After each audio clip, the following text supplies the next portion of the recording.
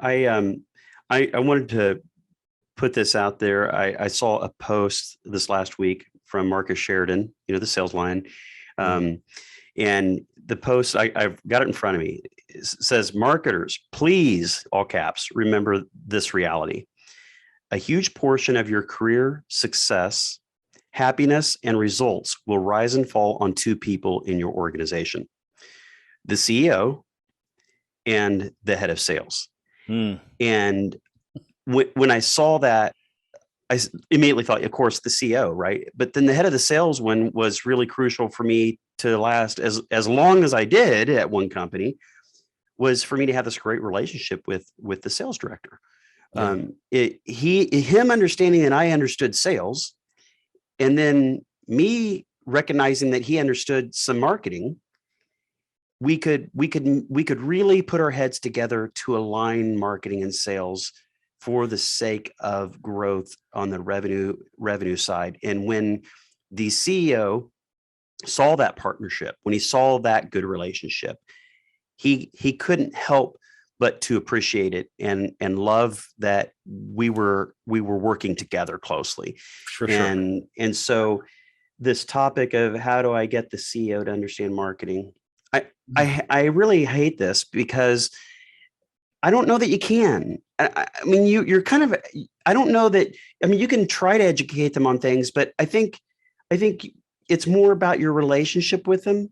Mm-hmm. And you can try to educate them on a topic. It's easier when they want to, but Mm-hmm. you've got to understand most CEOs don't want to spend all their time in learning about marketing or owners. That's why they hired you. And then the next thing I'm going to warn about, which was a part of Marcus's post, was: did you take a job that you're trying to do something that is never going to get done? Um, did they have a CMO before you, or a marketing leader? How long did they last? Yeah. Was that high turnover? What was their frustrations? And do they have a set budget and a set budget? Do they have uh, can they tell you what that is? How has that typically been spent? Yeah. How's it Um, measured? what's what was the approval processes to get those budgets approved, or projects approved? And that could be two different questions.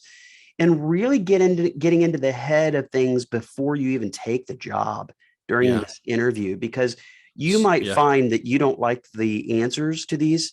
Because I will tell you, and I'm guilty of this a couple of times already, I took a CMO role in a company because I saw opportunity, a big void.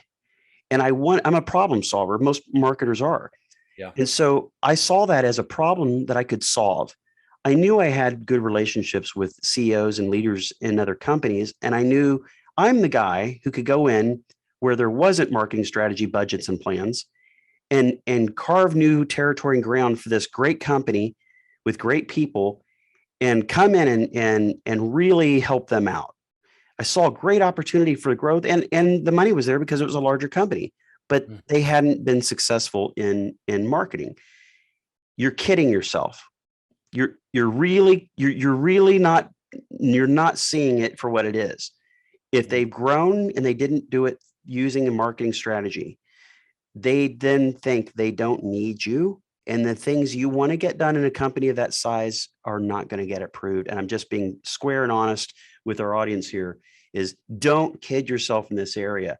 If they don't have past successful CMOs or marketing leaders, if they didn't have a set budget, if they don't have a approval process that they can define, if they can't tell you, if the CEO cannot tell you about the biggest marketing success, and it doesn't sound like a big marketing success to you, it sounds like somebody made a good post on Facebook, then run.